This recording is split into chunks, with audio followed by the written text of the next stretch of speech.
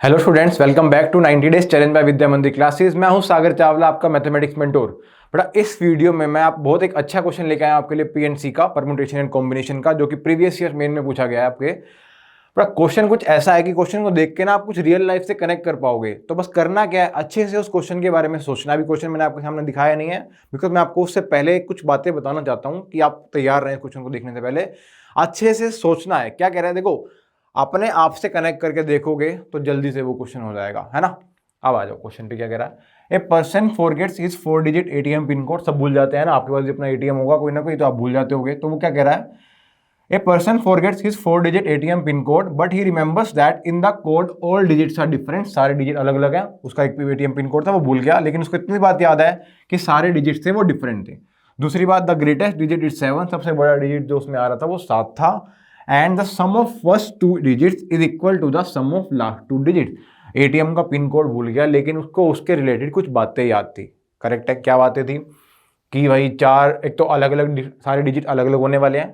Greatest digit जो है वो 7 होगा, और जो पहले 2 डिजिट का सम था ना, उसने पैटर्न फॉलो कर लिया होगा ना, कोई बात नहीं है ना, कर सकता है। और जो आखिरी 2 डिजिट है उसको, उसका सम जो है वो उसको पता था कि वो बराबर आने वाला है।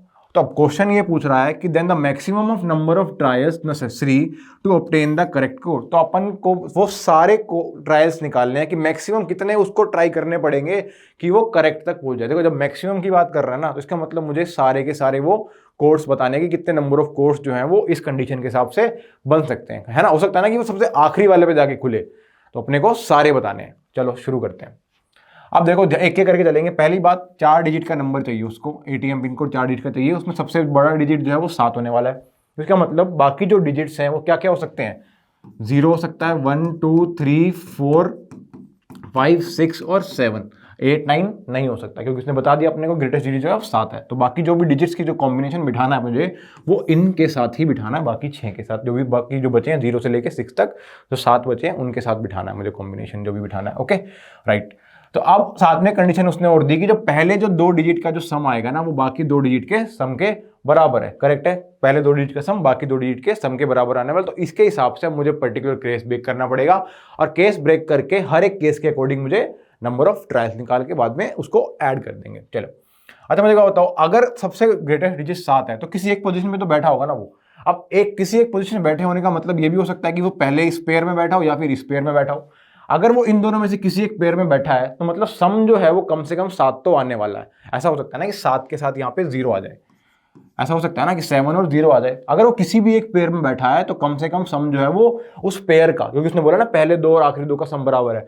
तो मुझे नहीं पता कि वो पहले पेयर में है 7 या दूसरे पेयर में, लेकिन मुझे इतना पता है कि सम जो है वो कम से कम 7 तो आ सकता है। अब इसके हिसाब से मुझे मूव फॉरवर्ड करना है कि जब सम 7 होगा, जब सम 8 होगा, 9 होगा, 10 होगा। इसके हिसाब से भी मैं आपको सारे केस एक एक करके बताऊंगा। ठीक है, तो पहला केस लेते हैं अपन लोग। Case one when some is 7, मतलब जो पहले और दूसरे जो मेरे पास डिजिट्स हैं उनका सम जो है वो 7 आ रहा है। अब बस ध्यान रखना, मैं आपको एक पर्टिकुलर केस लेके चल रहा हूं, उसके हिसाब से हम लोग इसको अरेंज कर लेंगे। ठीक है, अगर सम जो 7 आ रहा है दोनों का, तो मान लो कि यहाँ पे 7 आया। अब अगर इस पेयर का सम 7 होना है तो इन डिजिट्स में इसके साथ कौन आ सकता है, इसके साथ सिर्फ 0 आ सकता है। सही है ना। लेकिन इस डब्बे में इस लास्ट 2 पेयर्स में कौन कौन आ सकता है। देखो 7 0 को मैं अभी इधर भी शिफ्ट करूंगा, लेकिन मैं अभी एक पर्टिकुलर केस बता रहा हूं, उसको मैं अरेंज अभी करूंगा आपके सामने, देखना कैसे। लेकिन अब देखो सेकंड डब्बे में जब मुझे सम 7 चाहिए तो क्या क्या ऑप्शन है। देखो एक तो 3 और 4 हो सकता है, एक 3 और 4 हो सकता है ना। दूसरा क्या ऑप्शन है, 5 और 2 हो जाए, 5 और 2 हो सकता है। 3 4 हो गया हमारे पास, और क्या हो गया, एक 5 और 2। और एक ऑप्शन और बन सकता है हमारे पास कि सम जो डिजिट्स जो है बेटा वो 6 और 1 आ जाए। अब बस क्या करना है, मुझे समझ में आ गया कि भाई अगर 7 है सम दोनों का, अलग अलग जो भी है पेयर का सम 7 है, तो ये पॉसिबिलिटीज हो सकती हैं। अब इसके हिसाब से मुझे अरेंज करना है और चूज करना है। करेक्ट है। ओके, अब इस केस में बेटा ध्यान दो कैसे करना है। देखो 7 और 0 तो फिक्स हो गया ना, इसमें तो और कोई ऑप्शन नहीं है अपने पास, 7 के साथ तो 0 ही आएगा बस। अब इसमें से मुझे कोई एक पेयर चूज करना है, तो इसका मतलब कितने वेज में चूज कर सकता हूं मैं, 3C1 वेज में चूज कर सकता हूं। या तो ये रख दिया, या ये रख दिया, या फिर ये वाला रख दिया, तो सारे पेयर काउंट हो गए एक साथ इसमें 3C1। जब एक पेयर मैंने इसमें फिक्स कर दिया तो अंदर के डिजिट जो आपस में आगे पीछे हो सकते हैं, अरेंज हो सकते हैं ना, तो इंटू 2 फैक्टोरियल। सही है। अब जो 7 और 0 था ये भी आपस में आपके पीछे एक्सचेंज हो सकते हैं, तो एक केस और ऐड गया, तो मतलब इंटू 2 फैक्टोरियल फर्दर फिर इस केस में डाल दिया हमने, करना पड़ा। अब एक बात बताओ, क्या ये 7 0 पीछे भी हो सकता है और ये पूरा एज इट इज पेयर भी तो आगे पीछे हो सकता है। तो इसका मतलब एक और क्या आएगा हमारे पास यहाँ पे 2 फैक्टोरियल की नीड पड़ेगी अपने को। तो ये क्या कितना हो गया 3 × 8, मतलब यहाँ से कितने केस आ गए मेरे पास 24 केस आ गए, जब जो सम था मेरा वो कितना था 7 था। अब आ जाओ बेटा case 2। Case 2 when some is 8, जब सम जो है वो कितना होगा 8 होगा। अब सम 8 होने का मतलब क्या है कि जो पेयर बनने वाले हैं मेरे उसमें 7 और 1 आए, एक तो 7 आना ही आना है ना अपना किसी भी पेयर में, अरेंज अभी हम आगे करेंगे। दूसरा केस क्या हो सकता है कि 5 और 3 आए, 6 और 2 आए। इसके अलावा और कोई ऑप्शन है अपने पास 5 3 6 2, इसके अलावा और कोई ऑप्शन नहीं है कि सम जो है वो बाकी दूसरे पेयर में 8 बने, कोई ऑप्शन नहीं है। तो अब इसको कैसे अरेंज किया जाए, देखो अब मुझे इस 2 पेयर में से एक पेयर को चूज करना है, 2C1 है ना, 2C1 चूज कर लिया मैंने, 2C1 आ गया मेरे पास। अब मुझे इसमें ये जो आगे पीछे अरेंज हो सकते हैं तो इंटू 2 फैक्टोरियल, अब ये भी आगे पीछे अरेंज हो सकता है इंटू 2 फैक्टोरियल, अब ये पेयर भी पूरा आगे पीछे अरेंज हो सकता है, तो एक और साथ में कौन आ गया 2 फैक्टोरियल आ गया। तो कितना हो गया 8 × 2, 2 × 8, दैट इज कितना आ गया मेरे पास 16 आ गया। करेक्ट है, बिल्कुल समझ में आ रहा है। ओके चलो आगे केस थर्ड। केस थर्ड की बात करते हैं हम लोग, व्हेन सम जो है वो कितना होने वाला है, अब आपको समझ में आ गया होगा, फटाफट पेस पकड़ते हैं हम लोग। व्हेन सम इज 9, तो जब सम 9 होगा मेरे पास तो इसका मतलब यहाँ पे कौन आया होगा 7 और 2 आया होगा।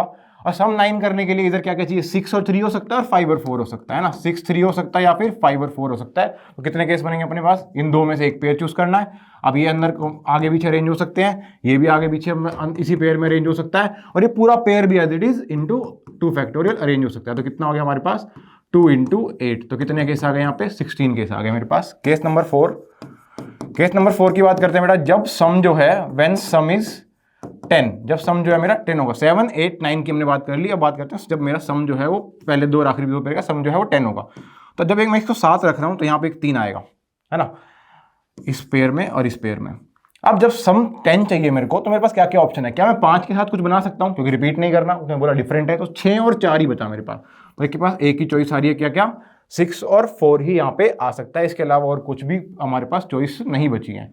इसको मैं कैसे अरेंज कर सकता हूँ, देखो एक ही है ना ये, तो इसको 2 × 2 × 2 2 × 2 कैसे आ रहा है, देखो ये आगे पीछे हो सकता है 2, ये आगे पीछे हो सकता है 2 चॉइस, और ये पूरा का पूरा पेयर ऐसे आगे पीछे हो सकता है 2। तो हमारे पास कितना आ गया 8 केस आ गए।